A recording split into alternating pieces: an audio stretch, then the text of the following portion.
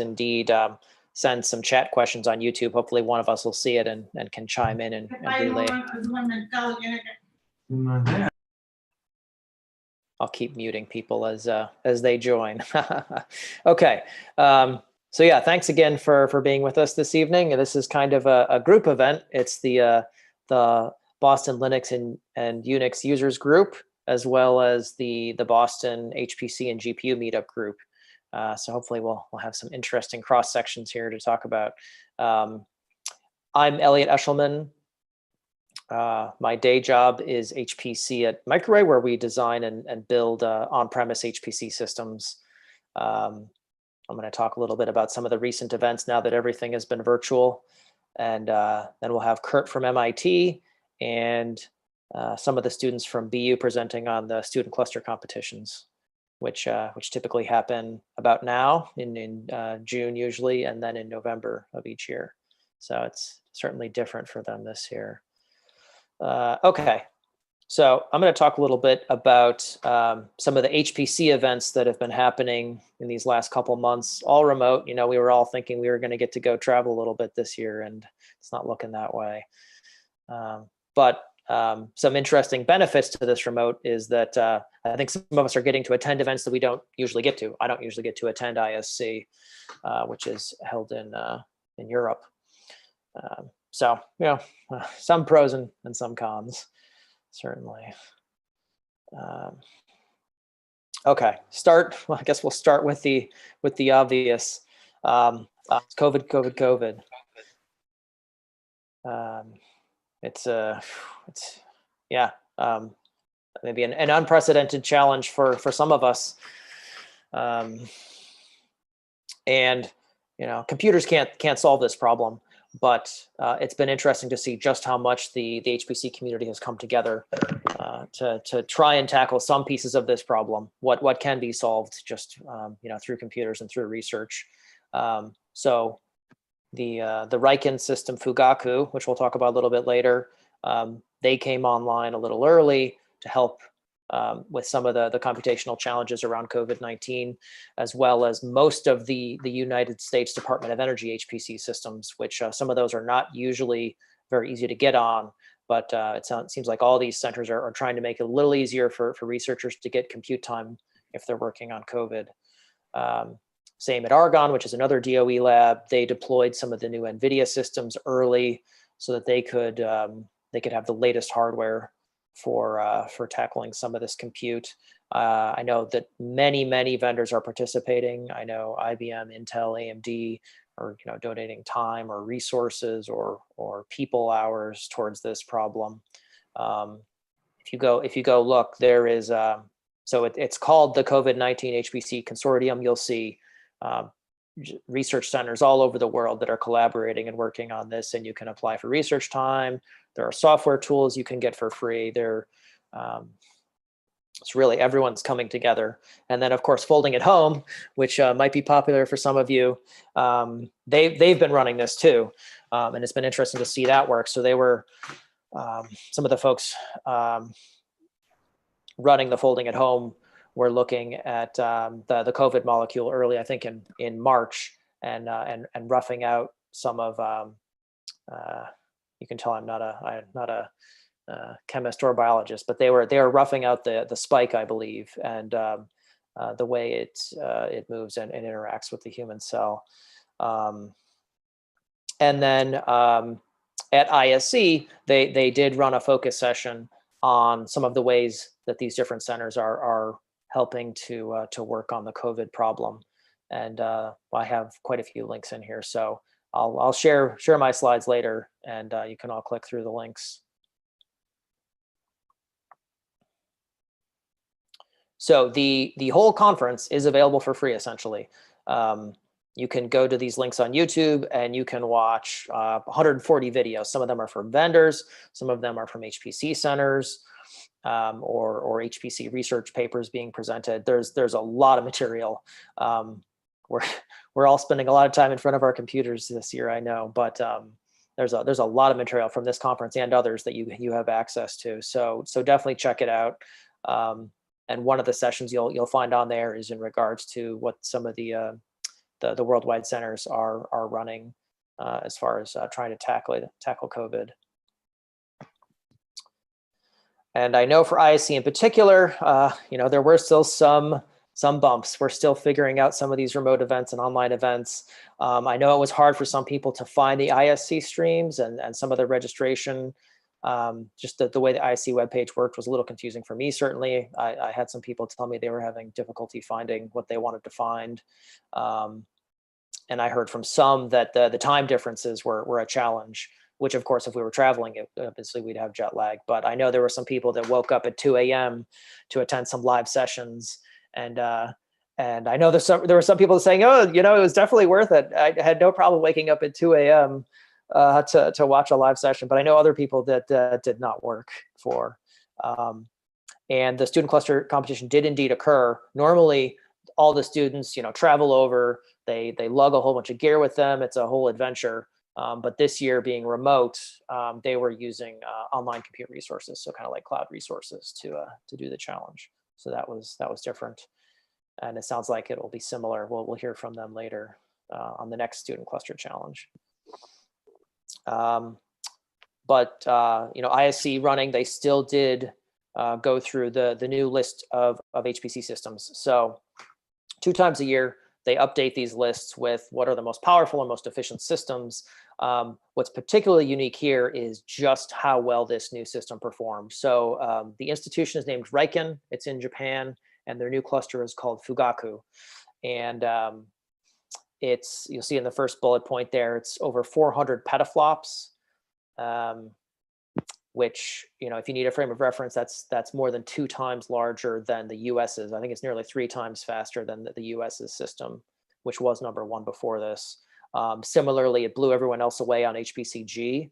A lot of people use those first 2 bullet points as kind of bookends on the capabilities of an HPC system.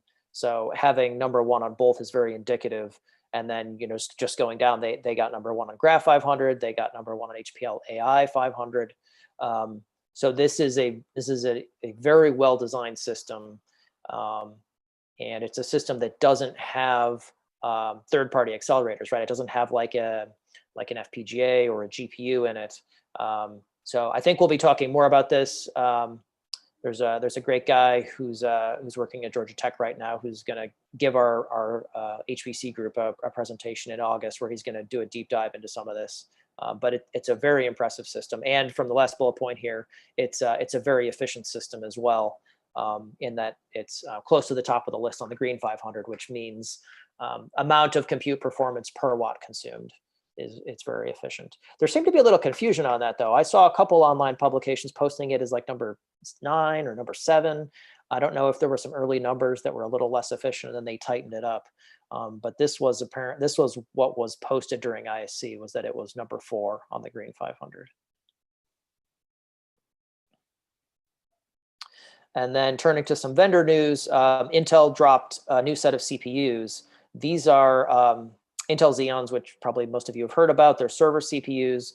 What's different is that they're only made for big systems, 4-socket and 8-socket systems. So you can see here in the diagram, there's 4 CPUs connected by the Intel UPI link.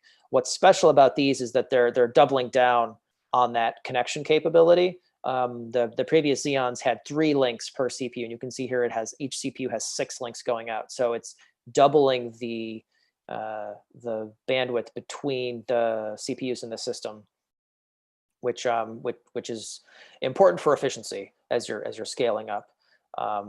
So this makes it easier, in particular, to get to 8 CPUs, and I'll show that next.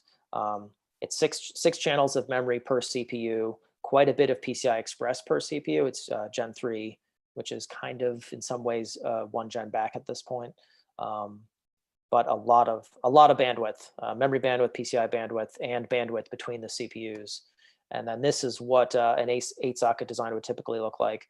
So this is a pretty big system. Just to buy one of these, it's not something even that your average HPC center will deploy, or maybe they'll deploy a small number of them for specialty applications. There's a group at Harvard doing full earthquake simulations that has a system kind of like this. But it's a little bit specialty.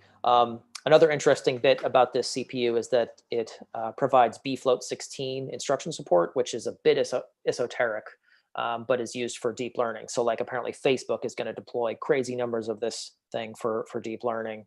And the bfloat16 allows them to do a reduced precision, which is not usually acceptable for HPC, but works pretty well for deep learning if it's done right. And on the software side, Intel is continuing with their heterogeneous software. So you'll probably hear quite a bit of talk about one API. We had a presentation from Intel on it in our group a couple months back.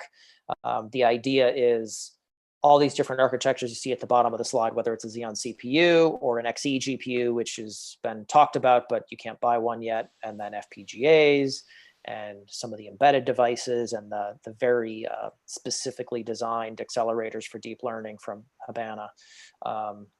Those can all be, they all traditionally have had their own programming methods and APIs, and you have to do a lot of custom tuning.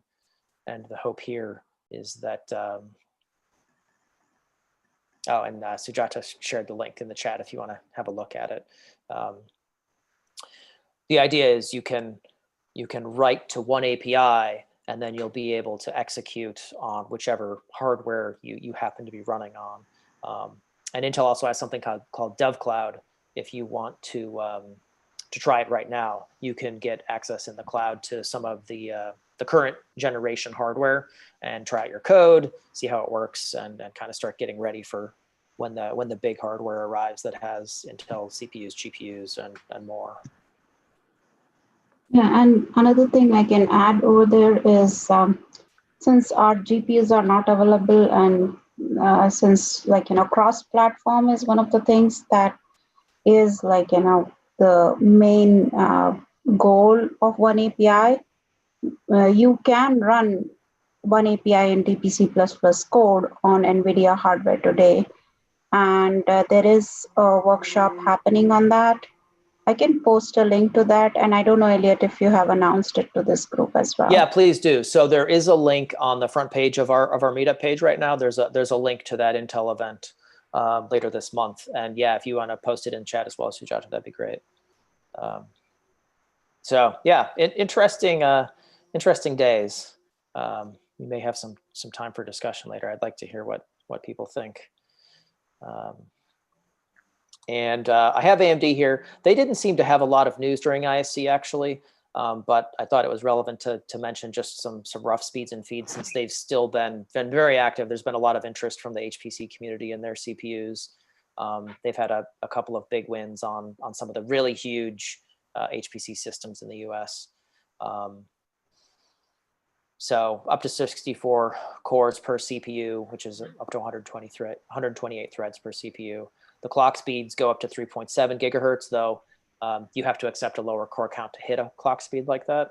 The big 64 core CPUs are usually more like 2.5 gigahertz. And then all CPUs these days will boost to higher speeds if they can. So they'll boost up to 3.9 gigahertz if they can.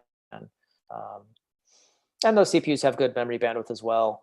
And they support PCI Express Generation 4, which is needed for some people. And I'll assign homework as we go. Again, I'll post these slides with the links, but there's so many videos you can go watch, hundreds of videos. There's 140 for ISC, and then there's a container workshop. There's a lot of cool stuff going on with containers for those that are interested in that. And if you don't know if you're interested, definitely check out containers like Google Docker or Google Singularity. They offer some really interesting capabilities. You don't have to manually install software a lot of times. For most common software, you can find a container that's already got an optimized build of the software that you want, and you don't have to mess with it anymore. It can really make your life easier. And I mean, that can be a single scientific software application. That can be a deep learning application. It can be an entire kind of orchestrated cluster deployment. There's some pretty cool stuff going on. If you're doing more traditional HPC software builds, have a look at the SPAC tutorial that's coming up later this month. SPAC is a tool for automated software compilation. So if you're an HPC user and you're manually compiling code still, you might be kind of wasting your own time. It's really cool to use some of these new tools that will do automated builds, and they're built by really smart people. So you can have confidence in the builds they're doing. Architecture specific builds. So, if you run it on an Intel Skylake CPU, it will optimize to that CPU, and it knows how to build the underlying libraries, OpenBLAS or whatever it is, against the architecture that you're running in that system. So it's easy, and it works well, and it runs well. So it's pretty cool. There's another tool called Easy Build that I've had pretty good luck with as well. And then jumping over to NVIDIA GTC. So similar to ISC, there's a lot of videos, even more. You could spend weeks watching all this stuff. So I'd recommend, going to the link, searching on whatever it is that you need or you're interested in, and you'll probably find something regardless of what that topic is. There's all kinds of stuff. You can dig into the hardware, you can dig into the software, or just user applications. There's a lot to dig into. And I found NVIDIA GTC's event to be a little easier to deal with than ISC. I think that's because they have a bigger team, and they don't have ISC. They had to kind of herd a lot of cats, right? All the vendors and all the presenters and everything. NVIDIA had it was just them. They didn't bring in other exhibitors, so I think it was easier for them to keep a handle on things. But a lot of really interesting resources if you're a GPU user. And of course, their big drop was the new Ampere architecture, which is their latest GPU. It's a couple years in coming, and has some interesting capabilities I'll dig into briefly here, and you can certainly read more on later. The highlights are, it's got great HPC performance. It's nearly 10 teraflops right out of the gate. And with their tensor cores, if you're doing the right kind of matrix multiply, I'd say, you can essentially double your performance. So if you can leverage those units correctly with your particular math, you can get closer to 20 teraflops, similar for single precision. And NVIDIA has spent several generations now optimizing their performance for deep learning training and inference. So depending on what kind of neural network you're training or running for inference, you'll get anywhere from 3x to 20x speed ups over their previous generation GPU. There's a lot of material available if you want to find out exactly how they're achieving that. They're doing some very interesting optimizations with culling sparse matrices, and they're actually running compression in the L2 cache, which I don't know if that's been done before, but it was interesting to hear about. Each GPU has high bandwidth memory, so you're talking to the GPU memory at 1.5 terabytes per second, which again is, I think, a little bit unprecedented. And then they have some interesting new ways to split up each GPU, so you can have multiple users on each GPU, and a lot of bandwidth. So again, this harkens back to the PCI Express Generation 3 versus Generation 4. The new GPUs are Generation 4, which has twice the bandwidth of the older Generation 3 GPUs. And then NVLink is NVIDIA's proprietary link between GPUs, which again is also had a 2x increase in bandwidth with this generation. So you can now push, on paper, 32 gigabytes a second over PCI Express. From our testing so far, you get probably 25, 26 gigabytes per second in practice, but still 25 gigabytes per second out of a single device is kind of impressive to see. On the fabric side of things, that usually ties in with HDR InfiniBand or 200 gig Ethernet. And again, on those 200 gig interfaces, we're seeing about 25 gigabytes per second. So I'm impressed anyway. And then digging into the tensor core a little bit. So again, this is a special hardware unit designed for matrix multiplies, and it now supports a lot of different instruction types. So FP64, which is double precision, usually what's used in HPC. This is the first time that NVIDIA has supported anything like that. And then they have TF32, which I'll describe, BF16, which is the B float. So that's I guess an instruction that was first desired by Google for their deep learning. Intel has some support for it now. NVIDIA has some support for it. I'll show you exactly what that looks like. And then you can also do these matrix multiplies on even like on integers, 8-bit integers, 4-bit integers, and even binary units, which I haven't seen how that's being used, but there might be some interesting applications of that. One important thing to note, if you're an NVIDIA user, is that on this new architecture, they're defaulting to this new TF32 instruction. NVIDIA says that they ran all the models they could on it in their internal systems, and they weren't seeing any accuracy losses, and so they went ahead and made it the default. So that is a change that may be important for some people to be aware of. And the sparse matrices support, which I mentioned before, allows them to get some interesting performance improvements. So this is how the Tensor Core operates. And in the previous generation with NVIDIA V100, they were using a full 32-bit instruction. And in the new A100 GPU, they're using a what looks a little bit like a 32-bit instruction called TF32.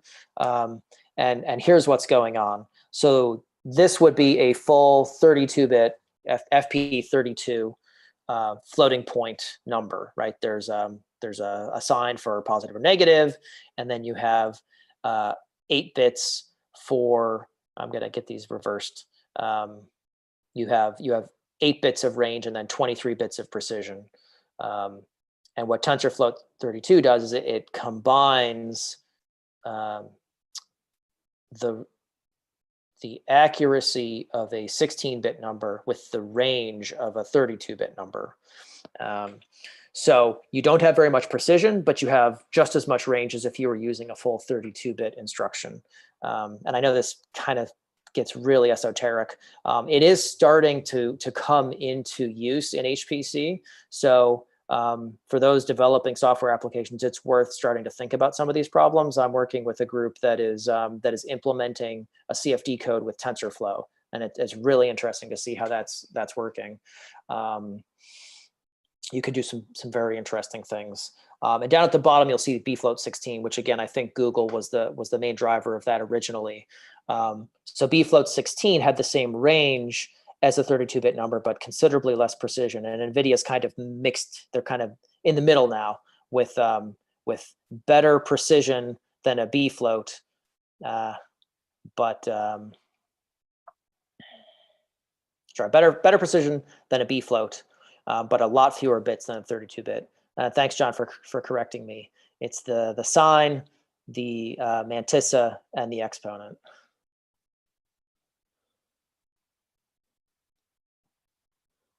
And then, again, same kind of Tensor Core unit, but with 64-bit instructions. And this is what may be particularly of interest to HPC users. On paper, you can get a 2.5x speed up if you can fully leverage the Tensor Core unit on an HPC application. There's no funny games with precision or accuracy here. It is a full 64-bit instruction that's going into that matrix unit. Here's what they're seeing today. And these are NVIDIA's own numbers published on their website, right? So they're showing for some of the common apps you may have heard of, little shy of 2x performance, in honesty, right? But we have seen that as for any architecture, as applications get optimized, those numbers tighten up and they start being able to fully leverage the hardware. So that'll probably get better over time, as it would with any architecture. The other interesting bit with this new GPU is the capability called MIG, which lets them split up a single GPU into 7 slices. And in some ways, you might think of this as the first real kind of virtualization-ish capability in a GPU, because previous GPUs, you could kind of share them in certain ways between processes. There was less isolation between users and whatnot. But this looks like the first generation where you can really be sure that there's some actual hardware isolation between yourself and other users on the GPU. So it's more secure, it's more fault tolerant, and it's just, for an HPC center that is able that has a lot of users that might not need a full GPU. You can do some interesting things, right? A lot of people are using Jupyter notebooks these days where they might need access to a GPU, but they don't necessarily need sole access to a $10,000 GPU all the time, and they can do some development work on a slice of a GPU. It's going to be pretty interesting to see what's possible with that, I think. And it isn't just a 7-way slice. If you want, you can take, a half of the GPU or a quarter of the GPU, and you can kind of mix and match these. So you could have a couple of 2 slices along with several single slices. Right now, they're mostly focused on Kubernetes for this. So Kubernetes is going to be the first one out of the gate that supports this kind of mixing and matching of GPUs. But Slurm isn't too far behind. So later this year, you'll be able to, to log into a Slurm GPU cluster and say, I want 1/7 of a GPU or 2/7 of a GPU or whatever, and it'll schedule your job and you'll be good to go. So that'll be interesting, I think. I've seen it in use in EDU where they'll be running a lab. And every student needs access to a GPU in the lab. They start up a Jupyter notebook, and each student can kind of do development work on a slice of a GPU. And then another bit of news that dropped was NVIDIA's HPC SDK, which in some ways is a renaming of previous tools. So if you know the name PGI, Portland Group Compilers, those have been kind of fully and officially folded into NVIDIA now. NVIDIA acquired them a few years ago. So the old, what was it, PG, C++, and all those compiler tools are now folded into NVIDIA's tools. And you can see here the various libraries they have. They have quite a few pretty capable math libraries, and then they've got debuggers and profilers, and they've got a new roofline analysis tool.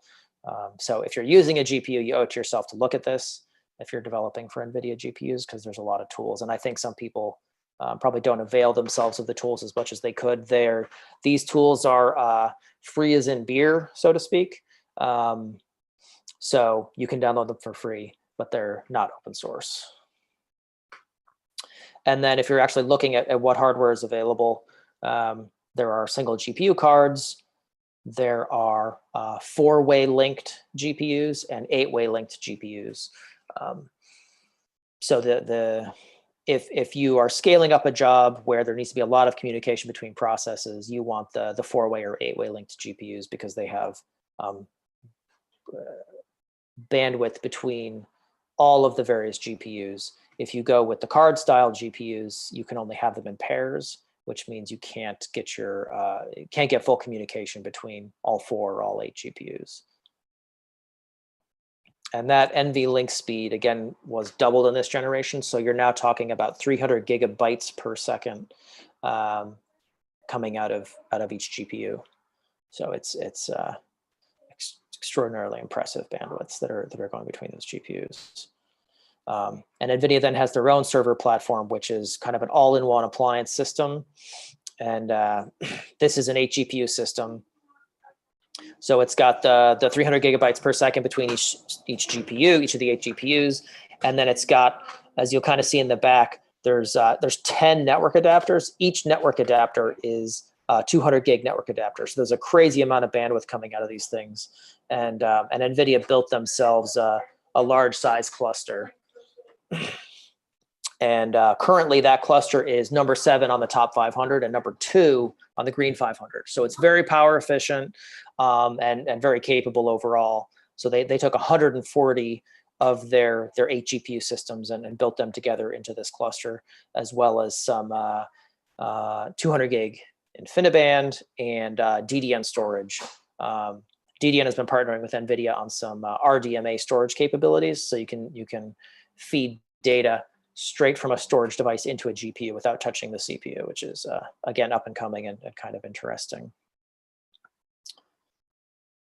And breakdown for those of you who are interested in the comparisons. The last time I showed this, Radeon fared a bit better, and I'm sure AMD will be showing something new in the not too distant future, and that'll be interesting to see that comparison. But right now, NVIDIA's A100 is looking pretty solid, winning kind of across the board, so to speak. And again, I'll share this presentation so you don't have to dig through everything here. There's a lot of squiggly lines in this because all of these capabilities really depend on your application. Well, sorry about that. So depending on your application, you're getting anywhere from 10 teraflops to 20 teraflops. And we're going to have to see how these things nail down over time.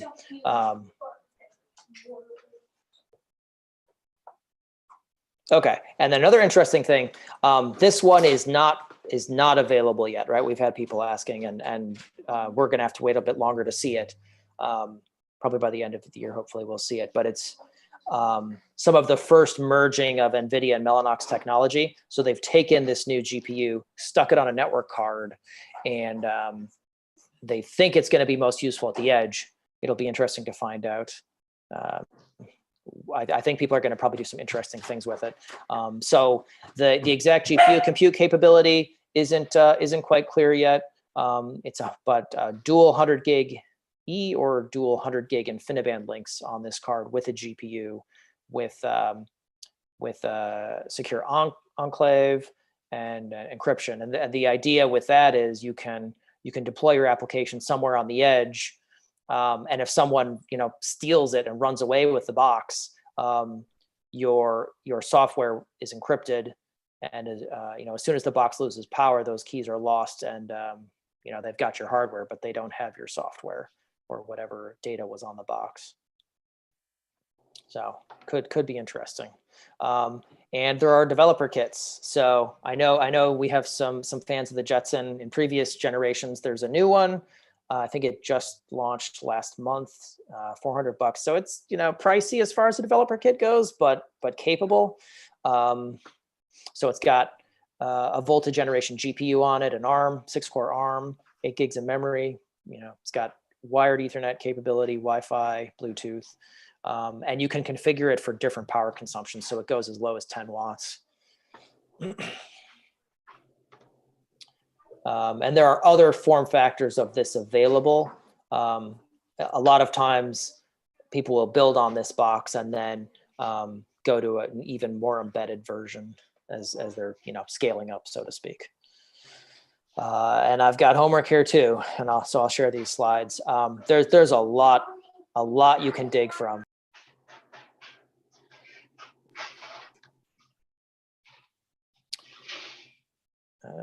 Okay. So we've got a few minutes left, I think.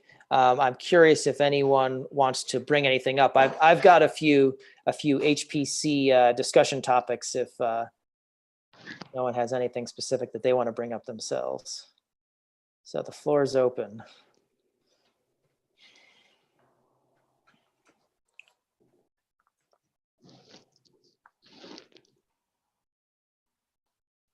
All right. So this is a question a lot of people have been asking themselves. I'm curious if anyone has strong opinions.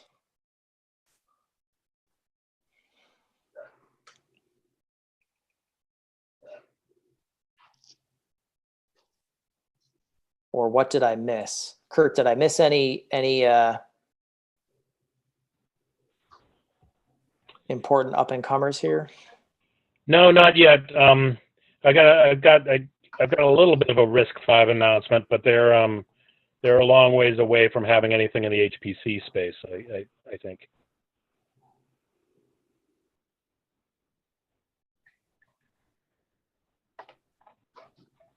Yeah, it's interesting. I guess there's just a lot of momentum behind the traditional options. I mean, I see it quite a bit in my small sliver of the world that people just kind of go with what works and don't always. Well, I mean, it can be extra work to go outside of the norm too far. So I guess I understand that. So we're in on that NeoCortex presentation today. So I've got a little bit of a breakdown of what NeoCortex is doing. So I'll give that at the end. Mm-hmm. Okay, great. Yeah, what I see is pretty much x86, right? We see a little bit of power and a request every once in a while for a couple of ARM boxes. But it's been Xeon mostly for the last couple of years. Oops, and Epic is now starting to be of interest to some, although maybe not as many as you would think. Epic has some really impressive performance numbers, but even so, some people are just really comfortable with Intel, and it might take some. Sometimes it takes a while for people to adopt something new. So it'll be interesting to watch as that continues. I know some of the U.S. centers, certainly in Europe, ARM is starting to take a bite, and obviously in Japan, ARM is taking a bite, so to speak, since their #1 supercomputer is using the Fujitsu ARM. And then same on the accelerator side, right? We're starting to see a lot of options. Some of the Intel products are up and coming, but have already seen some wins in the US. So, for example, Argonne is going to be taking a big system that has the Intel GPU. I guess Mike was cutting his own hair too, and then Mike finally went to the barber. Mike's hair looked really good with him. Someone's got an open mic. He would use that electronic thing. My mute Electronic thing? powers are not working. Floby? Huh? Floby? I don't know what you're talking about. He would cut his own hair using. Any feedback from the crowd on accelerators? And then he would like make his top. Do you know about any other accelerators? Something outside of the GPU epistemology? Is there something that does, I don't know, crypto on a PCI card edge? Crypto on a PCI card.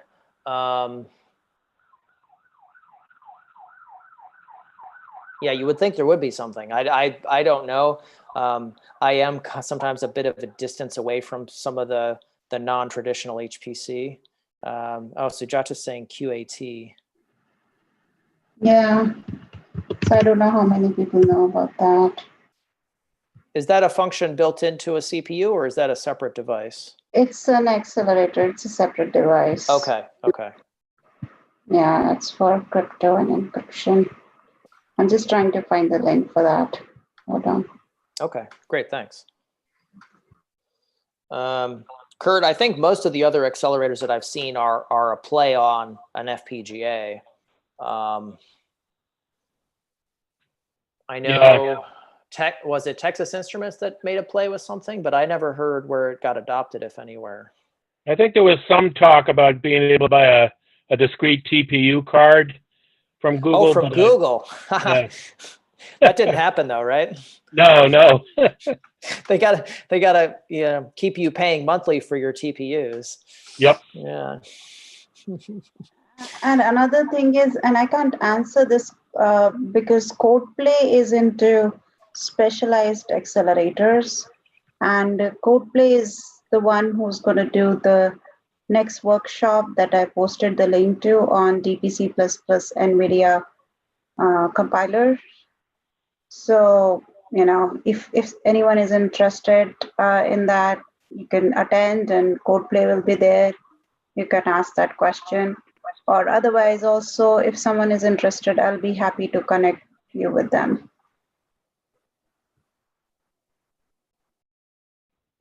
Thank you. And yeah, most of you folks on the line here are members in the HPC meetup group. That's probably the easiest way to find people. If you need to, you can send messages to other people in the group, or even you can chat here, I think, inside Zoom. Okay. Well, I'm almost out of time, but this might be the biggest religious war of them all about how you're going to write your code. And I'm sure I missed some here. But these are usually what I see come up in discussion, one of these languages on some of the more traditional HPC systems. And, yeah. So OpenHPC, that NVIDIA is really agnostic now between CUDA and OpenHPC as far as I can tell. It's like, tell us what functionality you want, come to one of our hackathons and we'll find a language for you. So OpenACC seems to be growing in popularity at MIT. Interesting. Okay. Because it almost seems in some way there's a push away from that towards some of these, I don't know what you want to call them, more specialty languages like SYCL. And NVIDIA has their own version now that they released with CUDA 11, where it's just C. It's a new version of C++ that supports parallel operations. I honestly don't know it that well. But I hear less about OpenACC than I used to. And for quite a few of these accelerators, you can use OpenMP as well.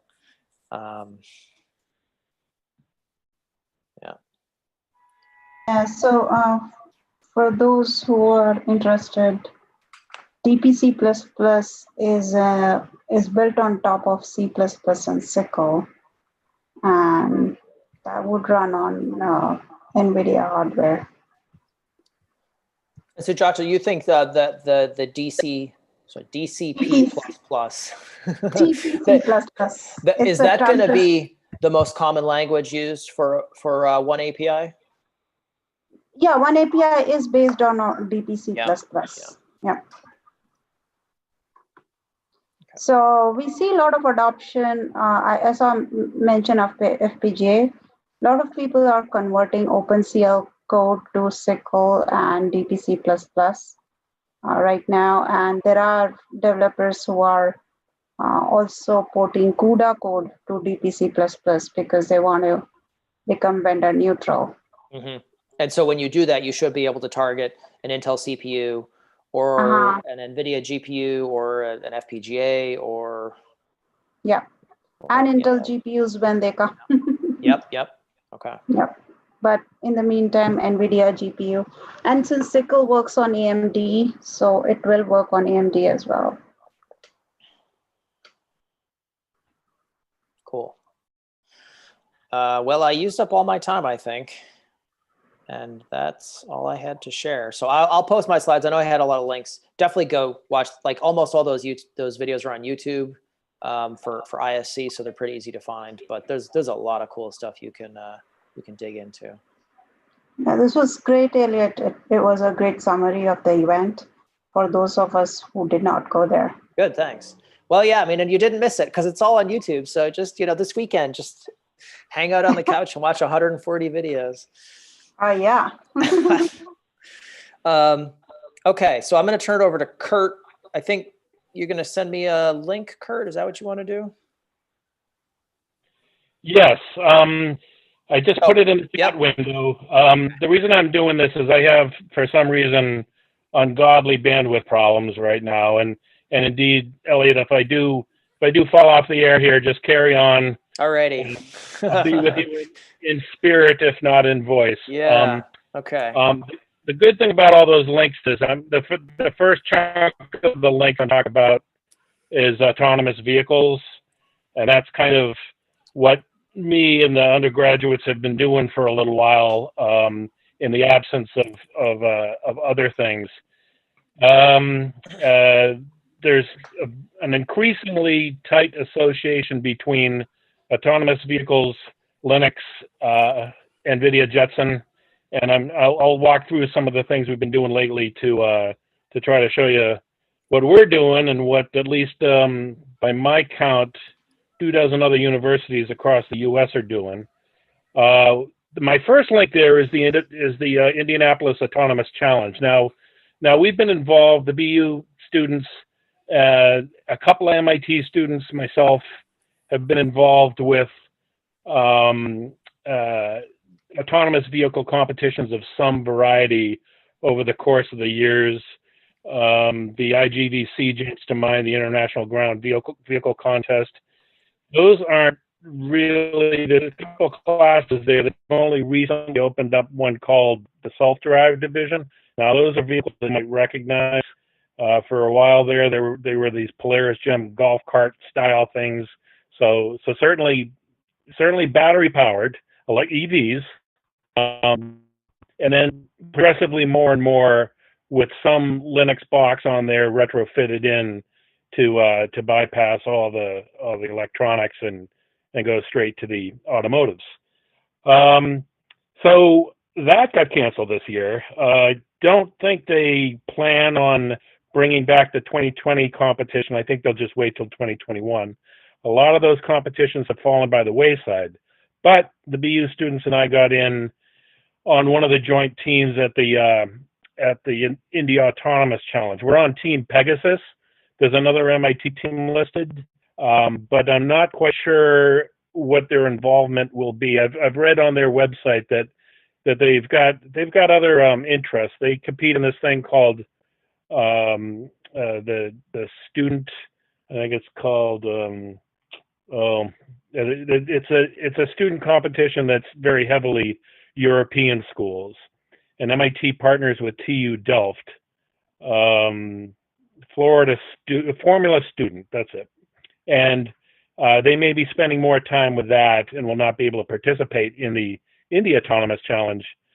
And that decision may be driven. Yeah, there we are. There's Team Pegasus. I don't know if the only thing they really have for links there are links to people's white papers, which was our first deliverable. And now our next deliverable, we've had one since then, but our next deliverable will be in August, and that will be a demonstration of a functional vehicle. So you can see the difficulty with working on an autonomous vehicle competition when you don't have access to a garage or the other teammates. So we're doing as best as we can. We have weekly meetings, and in accordance with the rules of the competition, we're using their recommended packages, which is a ROS2. So robot operating system is what everyone wants to use in the Linux-based AV business. They're using a ROS2 form, which we're learning some of the peculiarities of. It's very easy to get smart on ROS, which is a superset that sits on top of your Linux, and it's very much of a publish and subscribe model. Like you'll spin up a driver for your LiDAR, and you'll publish that information, and some of your other daemons can read that information while it's being published. So it's very easy to get smart on ROS quickly, and we're getting smart on ROS too. There are some peculiarities with the new generation ROS. There's also an iROS, industrial ROS, which a lot of the defense contractors like to use. It's a little bit more secure, discrete. The packages are separated a little bit better. So I don't know much about iROS, but I am getting smart on ROS too. Now, in parallel to this, because we're big fans of sticking with the code bases we've already worked with, we're participating in this Project ASLAN. So Project ASLAN is an open source, open science way to get your code out there. One of the founding partners of this was a group that we've been working with a lot in Oxford in the UK, that Street Drone. So Street Drone had an open street drone source, which quite conveniently for us worked great on the Jetson, on the NVIDIA Jetson. NVIDIA Jetson is, as Elliot said, kind of parallels the NVIDIA discrete card product line. It stays about a year behind, but usually keeps up. As you saw, they have a Jetson now that has Volta cores on it, not as many, and most importantly, tuned to low power. So that Jetson runs off of USB. I think the Volta Jetson runs off of USB, or maybe that's the last generation. So it's perfect for us if we're building a drone or an autonomous vehicle of some variety. Some little credit card size processor SoC or board that sits on top of your automation interface. That works great for us. Turns out a lot of other people are interested in that. Certainly in the very specific vertical of autonomous research in universities, having a Jetson-based electric vehicle is becoming quite popular. There's a company that's being funded by Renault. Renault makes the Twizy, which is pretty popular in the UK. They also make a number of other vehicles that look like the Twizy. The Twizy looks a little bit like a Mercedes smart car. It's about that same form factor. You may have seen some in the city of Cambridge. There's a company that has Twizys. It's basically the blue bike of vehicles. You can park it anywhere in Cambridge, and then just it's kind of a combination between the cars that you can, like the Turo car, you can leave on the street anywhere, and then you just wave your super heterodyne chip over the front windshield and get into it. Hasn't quite caught on yet anywhere else in the U.S., I guess, except San Francisco, because the Twizy is not only not great for the U.S., but it's certainly been discontinued. Renault has the Palm now, which is where they partnered with a company called OS Vehicles.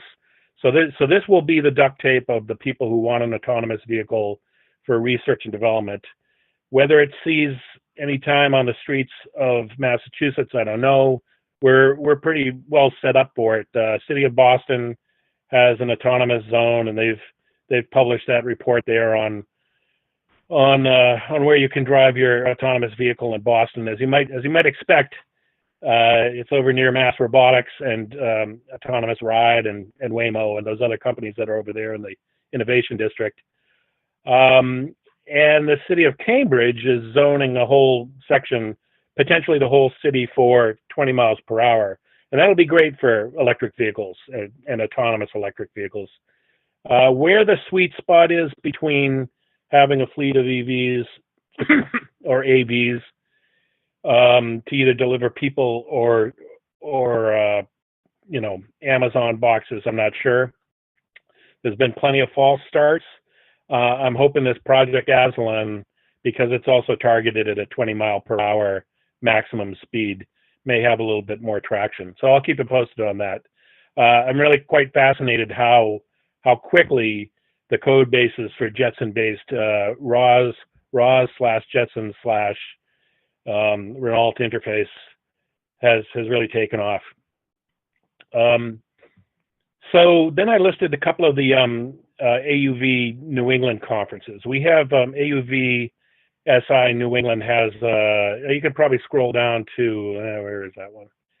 The AUVSINewengland.org has the Robotica conference. Yeah, the last one on the AV topics. No, there you go. They have the Robotica conference. Now, the Robotica conference used to be here every year at Draper, but what they're doing now is they're breaking up the presentations across, the next couple of months. They had one last month. This guy up at University of Waterloo, Darwin AI, he presented his topics, and I think that's what they'll start doing from now on, is having these lectures spread out over the course of a number of months on this website. Now, the good news is, Robotica, you used to have to pay and block out a weeknight to go to, and now it's free online for all comers. You just register, and you get to, it'll be smaller attendees. You get to interact with the speaker that way, which works out a little bit better, I think, for the speakers. The other section I have on the AV topics is a link to the MIT Industrial Liaison Program conference. It's right, that little block there that says ilp.mit.edu under AUVSI conference. So the first day of the ILP conference, we had Professor Karamon from the Flight Goggles Lab talk. That was the first day. There's a lot of good stuff at the autonomy conference, but I was really impressed with that first day. Professor Karamon talked about his chip. So he has a chip that he puts onto his drone boards, and his drone board can also fit as a daughter board on top of a Jetson. And he talked a little bit about how they're using his flight goggle software to compete in the Lockheed Alpha Pilot competition. Now, it was supposed to, they were going to do a semis and a finals, and that was supposed to sum up here this month or maybe next, but they've postponed it. So they'll probably have the Alpha Pilot competition 2021, and maybe they'll be back on the same schedule that they were on for 2020, not just delaying 2020 for 6 months, but being back on a 2021 schedule. So I'll keep you posted on that. Last time I went to the Alpha Pilot site, it said it had been postponed, but now it's definitely canceled for 2020. And but meanwhile, I can go to the flightgoggles.mit site and download the SDK and work on the navigation tools. So he's hoping that the virtual navigation and the remote vehicle will work in lockstep, so that the delay will not significantly change the performance. I think what that means is, if you've got a course and you're going to need no less than 5-second timing between your joystick and what the remote vehicle does at that course, then they'll design the course so that you can pivot in 5 seconds and then at least not get into an accident. There'll be it's not clear to me how they'll stagger that off, but I'll certainly know more on Alpha Pilot before they open that back up in 2021.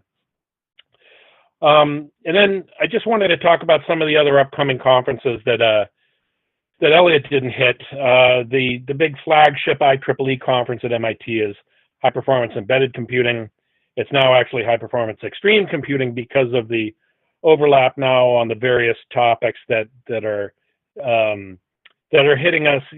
A lot of people have changed the focus of their HPC conference now to incorporate HPC and AI to capture a lot of the discussions that are going on with the low precision tools, hybrid tools. You know, a lot of people want to use the machine they bought for native double precision math to do some of these other applications, TensorFlow, BERT. You know, they want to be able to use their double precision gear for multiple activities, and AI performs much faster at lower precision or with iterative refinement or some of these other tools.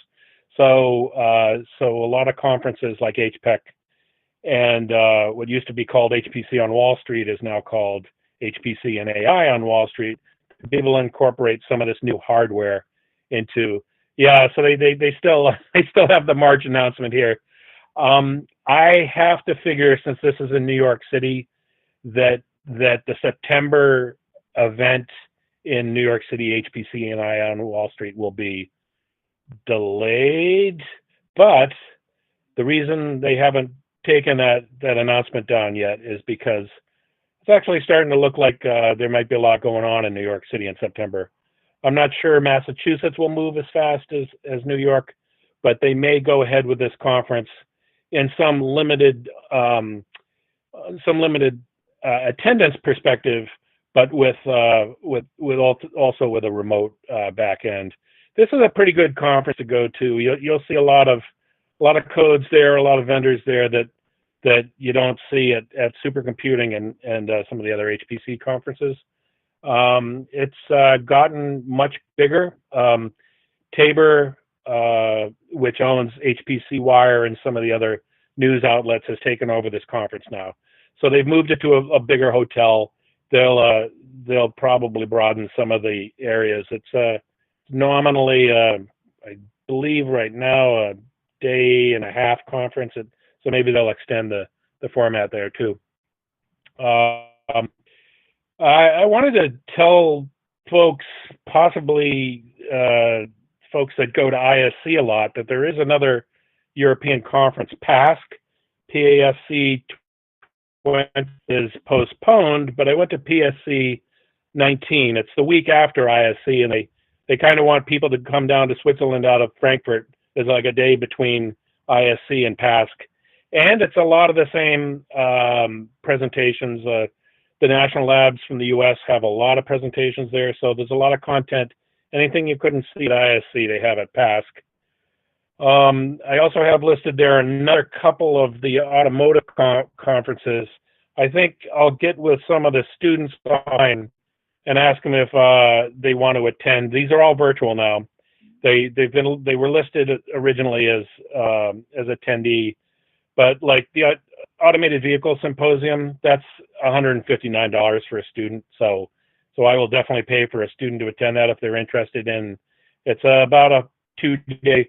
It's a 2-day remote conference, mostly topics. There seems to be a lot of overlap on certain subject areas. Like you'll get 5 lectures on what level of automation we should allow on the streets of the United States. Should we actually allow a human to jump in at level 4 and take over the automation in a stressful situation? That's a big topic right now. If your automation starts choking on you, is it really a good thing for the guy in the back seats that's been reading the New York Times to jump in and take over driving at that point? And then down there at the bottom, I do have a couple of miscellaneous links. I'm on a couple of lists that are constantly out job listings, and the national labs are hiring like crazy right now for people with AI and computer architecture and HPC and design chops, and they're not really being too picky. You having to move to California or to New Mexico. The verbiage implies that, they say location, Berkeley, California, but they're being pretty negotiable on some of these. Apparently, those are what I'm getting in my emails. So if you see something there that has your name on it, there's a lot of quantum computing going on the left coast. There's a ton of computer architecture. If you know anything about some of these higher level chip design languages like Blue Spec or Chisel or Scala, they have positions for that, and I can certainly see how to do that remotely. The only other links I can probably tell you about down there, Radio Free HPC has a discussion with the direction that RISC-V is going in the HPC space. Now, that was going to be a big presentation at ISC, where they've got a new task force, a new working group that's looking at HPC. I think they may have missed their window. ARM has jumped into HPC, as Elliot told you, with both feet. I sat in on that CMU, the Pittsburgh Supercomputing link there is to the NeoCortex lecture, which was earlier today. They're going to post that online. Not just the presentation, but a lot of the links. NeoCortex is built out of these interesting Cerebrus, they call them processors, but they look more like a sheet of paper. They're so big. They use, I kind of had to catch my breath when he said, yeah, our processors use 2 kilowatts each. And he's got 2 of them. So these Cerebrus, for those of you that saw that $1 million doorstop they had at SC19 in Denver, I'm really impressed at how quickly they've moved with that, and they're going to give people, academics, early access to the Cerebrus CS1 based supercomputer. It's also got well, like I say, as soon as they post the presentation, it'll answer all of your questions. It's got 18 gigs of SRAM, everything, every trace of silicon. It's really a remarkable design. I think that's the natural progression of where things may end up in the HPC business. If we can consolidate everything onto one big piece of silicon, move all of our discrete chipsets off of the motherboard, and introduce it as an IP block into the silicon and I don't know, 65 nanometer.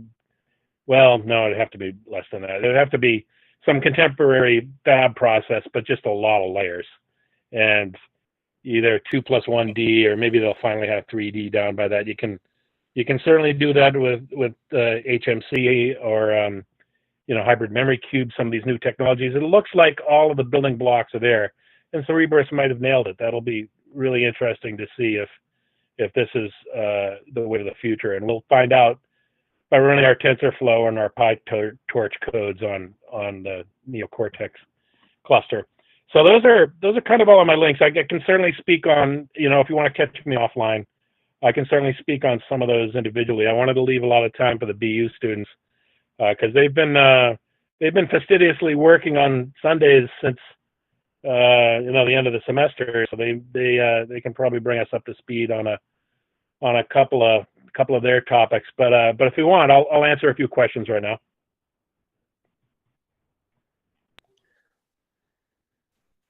Well, if no one else speaks, Kurt, I'm curious for the Cerebras systems. I mean, they're big HPC, right? That's like you gotta drop $1 million or more to get one, right? It's not for the masses yet, but you think maybe it will be for the masses at some point?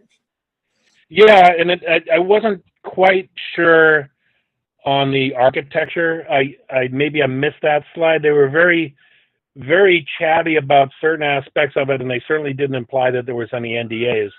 But I think they're using maybe a lot of integer, certainly a lot of single precision. I don't know if they've got some of the same floating point definitions that you described that NVIDIA uses. So I'm not sure about that yet. But I'll grab that. That was early in. They have the architecture guy speak second. So I'll check that when the slides come out. Thanks. I'll second your recommendation for Radio Free HPC too. Those guys are pretty interesting to listen to. Yeah.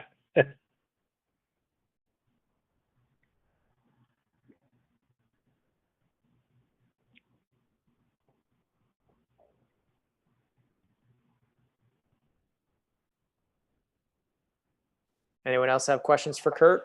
Comments? Turn it over to the students. Thanks.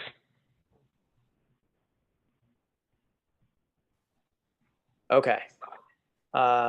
Natalia, are you taking this one? Do you have a screen to share, or do you want me to pull up your slides? Actually, I'll be taking over. over. Okay.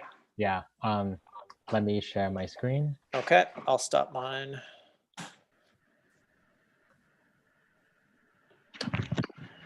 All right. So, hey, everyone.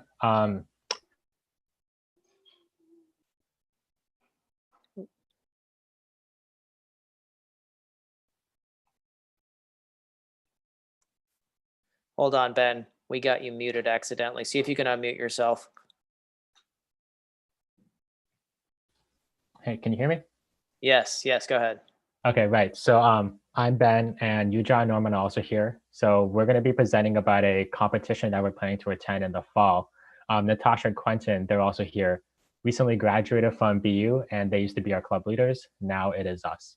So in the past, we've been to and presented at a couple of these meetings before, but for this year, we're hoping to make a regular appearance. So during the school year, we have meetings, weekly meetings face-to-face, but now due to COVID, we're not sure what exactly is going to happen. BU, like many other colleges, are kind of planning a choose your own adventure for the fall semester. So that's classes with like a hybrid approach, rotating between in-person but socially distanced learning as well as remote learning. And especially clubs will have limited meeting times and seating capacity. So what that means for us is we need to figure out whether or not our club can operate remotely. Planning for SC20, yes, we can do it remotely. We have been doing that. Club meetings, we've also been doing that remotely. Our Raspberry Pi cluster that we're still building, it'll be a challenge, but we can still do most of that remotely through SSHing into the cluster. So I guess really being remote allows us more flexibility and possibly higher attendance at club meetings, since there's no need to actually get yourself out of bed every Sunday morning. So the main thing that we'd like to talk about is SC20, one of the supercomputing competitions that we're planning on attending later in the year. So SC20 is an HPC conference that lasts for the better part of the week. This year it's being held in Atlanta. And as part of the conference each year, a student cluster competition is held during the conference. And this is the competition that we try to get into every single year. Lately, we haven't been having much luck, but hopefully because of the changes made to the competition for this year, we'll be able to squeeze in. So the competition will be held remotely, but people who are, teams who are admitted are still allowed to attend in person, which will be a club decision. And there's no more choosing hardware. Instead, we're given our 0 credits, and we have to pick our software stack. So actually, Elliot, to answer one of your discussion points from earlier, initially when we were first writing out our proposal for the competition, we were going to go with AMD EPYC. So our next system, we're going to choose that. We also took a look at the IBM Power as well as an offering from Oracle. But we decided on the EPYC because good price to performance, as well as pretty good AVX support, which would help us a lot for a lot of the parallel applications. So the application. Are you going to be able to select EPYC CPUs from the Azure? Do you get to pick your? What we're not sure about. The way the prompts were reworded, it sounds like they choose the system for you, and it's all about the software. But as I said, we're really not sure. Yeah, so application decisions come out in about 2 days. So fingers crossed, hopefully we get in. So the competition has 7 total parameters, but we prepared 3 of them that we'd like to talk about today. So I guess we can start off with Norman. So for this application, the high performance conjugate gradient, it's a significant departure from the classic LinPack benchmark, since it uses more sparse data structures that have a very low compute to data movement ratio.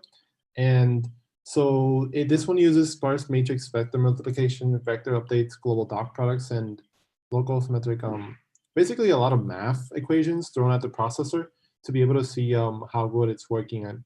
And then a valid run needs to execute a large enough problem so that those data arrays accessed in that CG iteration loop don't fit in the cache, so that it would be unrealistic in a real application setting, but it would allow to show the best possible benchmark itself. And then this restriction only means that the problem size should be large enough to occupy a significant fraction of main memory, at least 1/4 of that space. And then they say that HPCG is going to be like the future in terms of what benchmarks could be used for HPC, and could be even better than LinPack in the future. Okay, yeah, so that was the first of the applications, I believe, and then Yuja will be telling us about the biological applications. Hey everyone, I'm new to HPC, but I am here to tell you more about the biological applications of HPC. So for SC20, we have GROMACS. So GROMACS is a versatile package for performing molecular dynamics. So even if you don't know much about molecular biology, so basically we have many different kinds of particles, and those that are most relevant to human or proteins, lipids, nucleic acids. And of course, they have complicated bonded interactions between each other.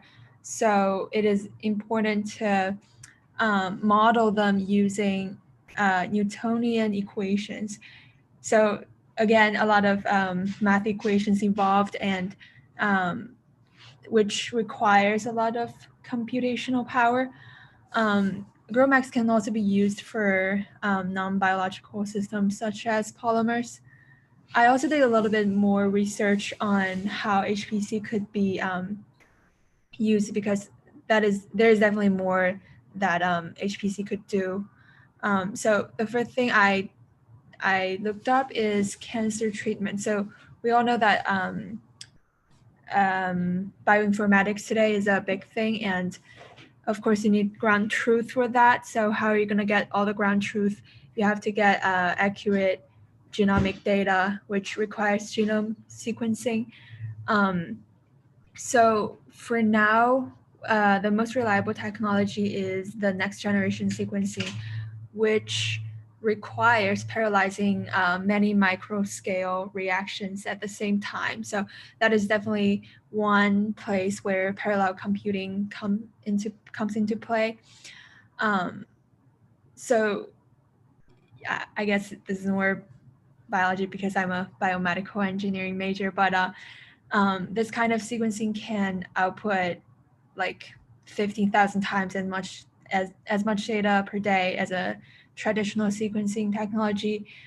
We also need the HPC for storing terabytes of information that we collected from different genomes. And personally, I'm interested in HPC because it has a huge implication in biological tissue simulation.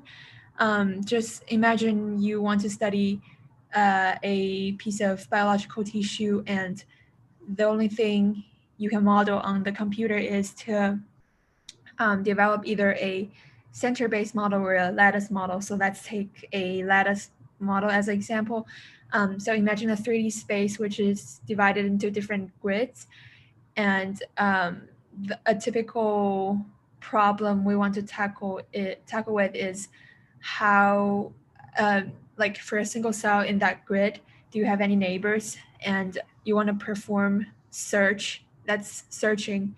And we know searching is a huge problem in algorithm development. So right now there's a project called Biodynamic Model Project. So this is a platform for biological tissue simulation. And it is really, HPC is really relevant in this context because in order to simulate the neuron activity, and we know that all the neurons fire at the same time. That is where parallel computing must come into play. Also, we mentioned that we want to search for the neighbors of individual cells, and that requires huge computational power for the for data structures like spatial trees, because when you want to detect your neighbor and even insert a new cell into your system, searching and insertion, at most we can maximize, or I mean, like at most the best computational complexity is n squared or even n log n, but because you have so many cells in a grid, and also if you want to use more complex data structure like oct trees or R tree, which is not just binary tree, you would definitely need HPC to speed up the searching and insertion process. Yeah, and that's all about what I have for the biological applications. Okay, so our last one is parallel programming with climate models, specifically the Community Earth System model. So this was created in around 1980s as both a freely available and low intensity global atmosphere model for use in research communities. Interestingly, it's also being used in a century-long experiment on the growth of carbon dioxide in our atmosphere that started around 1998. So project that to like 2100 something. So CESM turns Earth's motions and processes, specifically the atmosphere, the land, the oceans, ice caps, into these discrete parameterized grid boxes using parallel processors. And, and our job for the competition is to design and build a cluster that can run several of the CESM tests and will be benchmarked by our completion speed. So from some preliminary Googling, we found that the applications are fairly CPU intensive. And as we mentioned before, we may not have the option of choosing our hardware. So we kind of want to focus our efforts into compilation. So what this means is that we want to find optimized compilers for the code base, which is mostly written in Fortran and C. We've actually already found some of them just from looking through various forums.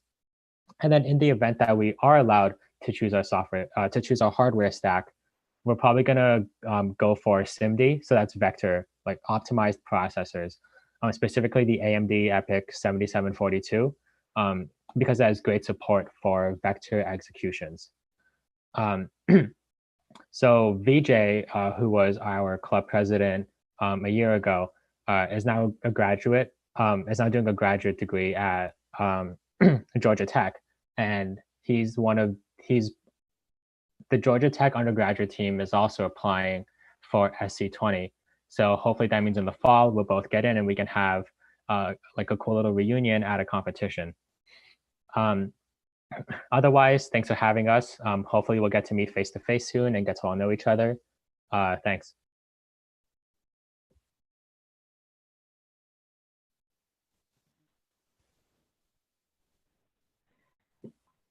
Awesome, thanks. Do we have any questions for the student team? So Benjamin, not that we're going to do this, but do you know if they're going to let us bring our own Azure credits with us and just like completely snow the other teams with tons of Azure credits or something? I don't think so. They'll probably be providing a specific amount. Yeah. Yeah, but at least for preparing for the competition, if we do get in, I know BU already offers some free Azure credits, and just by having a college email, we can get 100 free ones. So hopefully that means we'll have enough to like set up our own test system and go through all the applications, see what we can do with them before the competition starts.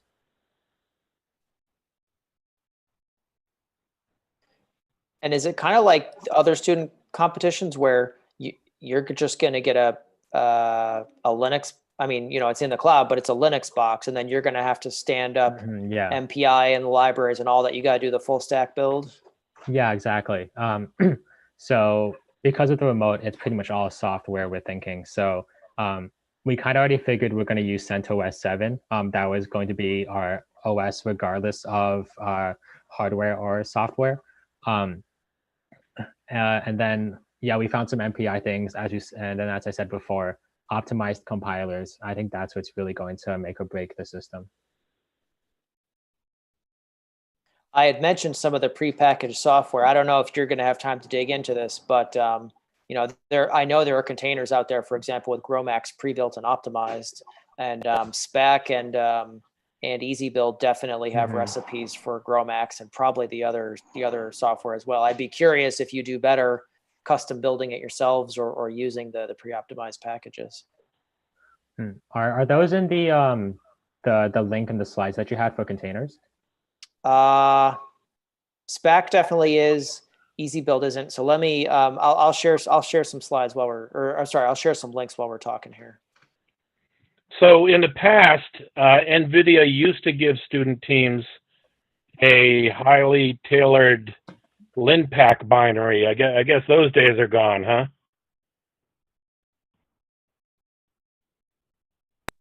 Yeah, I don't know. I don't know if anyone maybe does Microsoft have the optimized LinPack for Azure? I don't know. Yeah, as a binary. It's a good question. And are you going to have access to GPU accelerated nodes, or you don't even know? No clue. Yeah, everything's completely new. So it's almost like we're walking in blind. And how much notice do you have, or you have no notice? You're going to find out what kind of node you're on during the competition. I feel like that's probably what's going to happen. Wow. Okay. They're probably scrambling to even get it all set up. So you can't ask for too much. Yeah. Oh boy. Okay, I'm sending a few links here for you to take a look at. Yeah, thanks a bunch. Yep. And then, I mean, if you haven't used containers, I guess I'll send you a couple links there too. It's going to depend what you're working on though. Like if you end up with a container that has an NVIDIA GPU, you probably want an NVIDIA container, and if not, I'm not sure. Maybe you want something from the community.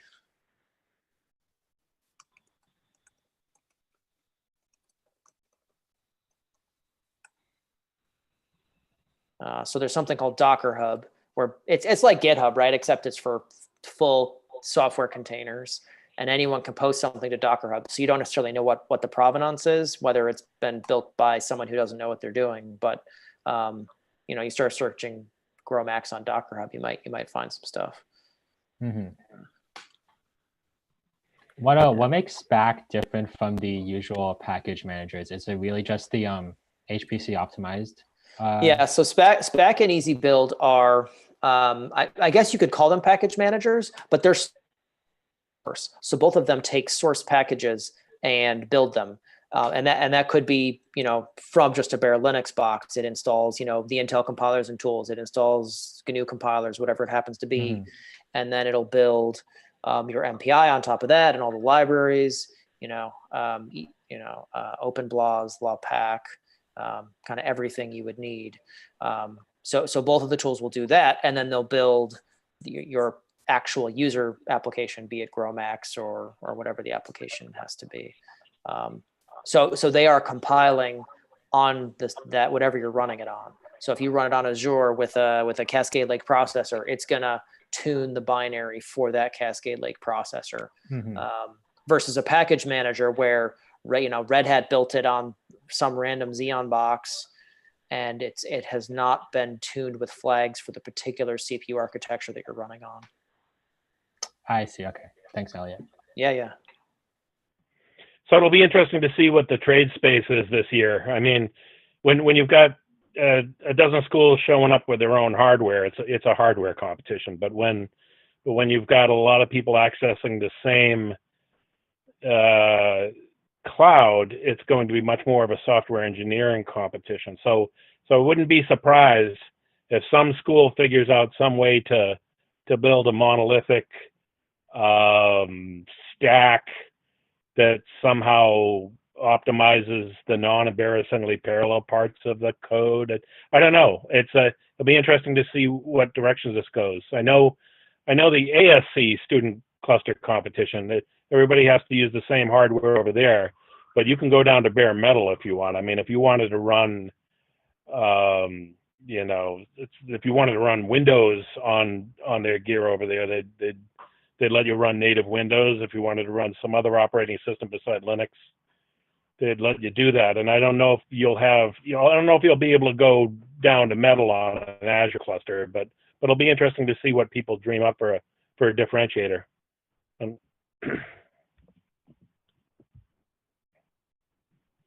You think you're going to have the freedom to play games with like going wide versus going deep, or scale up versus scale out, like one big box or a whole bunch of little cheap boxes? I know people will do that with Amazon, right? Where they get the what's it called? You can order preemptible. You can get a whole bunch of cheap preemptible VMs, and they might get preempted, but if they don't, they're cheap.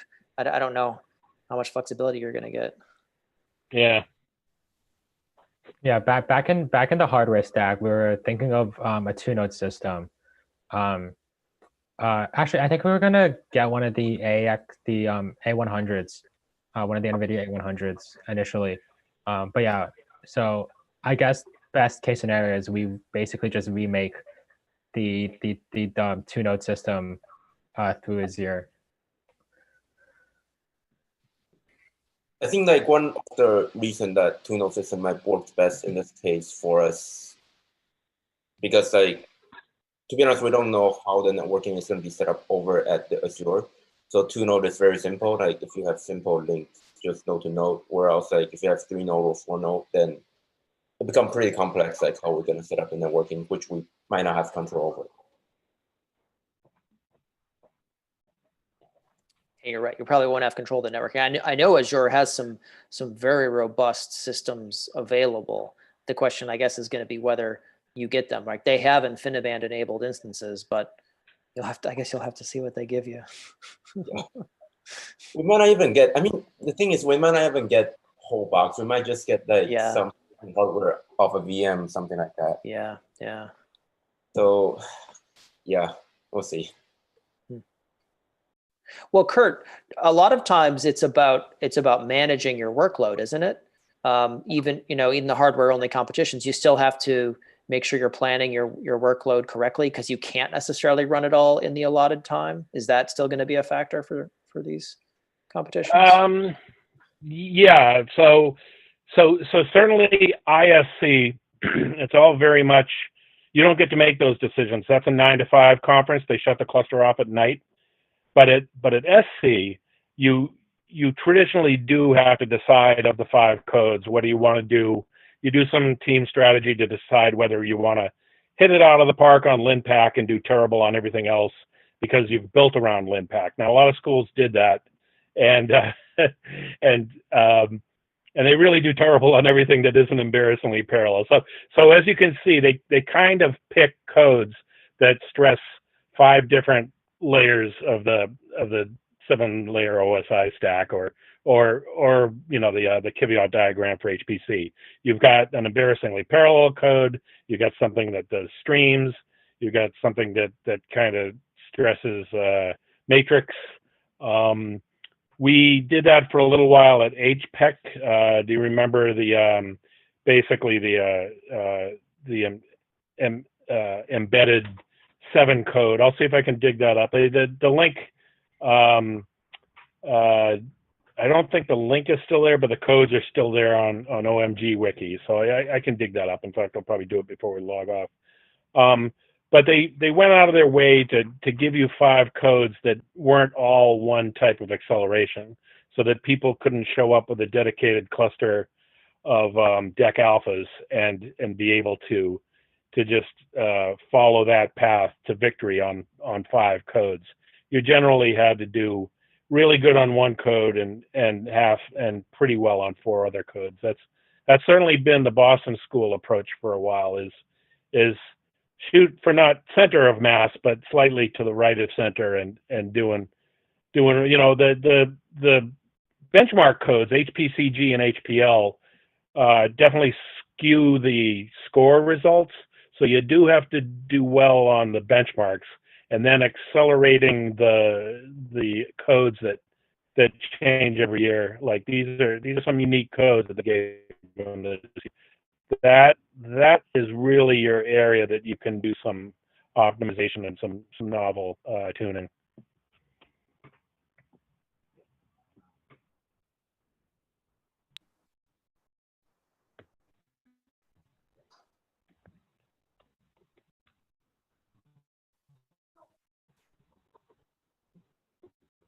Okay. Anything else that people want to plug? I know we have a couple of events that are coming up for the Boston Meetup group, and we'll be posting links to that. So take a look. Any other events to plug? I know, Kurt, you had links to a couple of events that are virtual events that are coming up.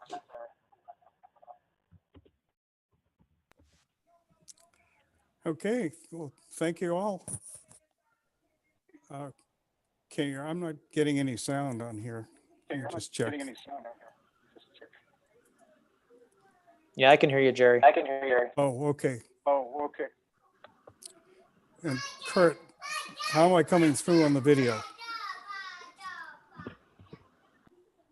I can see you okay. Okay, good. I just changed some of the video settings.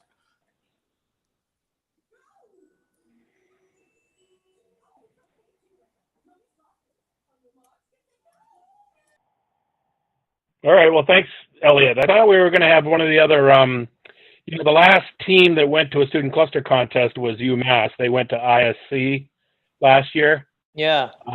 And a lot of them have graduated. So I don't know if we can collect up on those. I don't know if you have any updates from them, but you know, maybe I can get an email from them and find out how that went a year ago. Yeah, no, I haven't. I don't have that.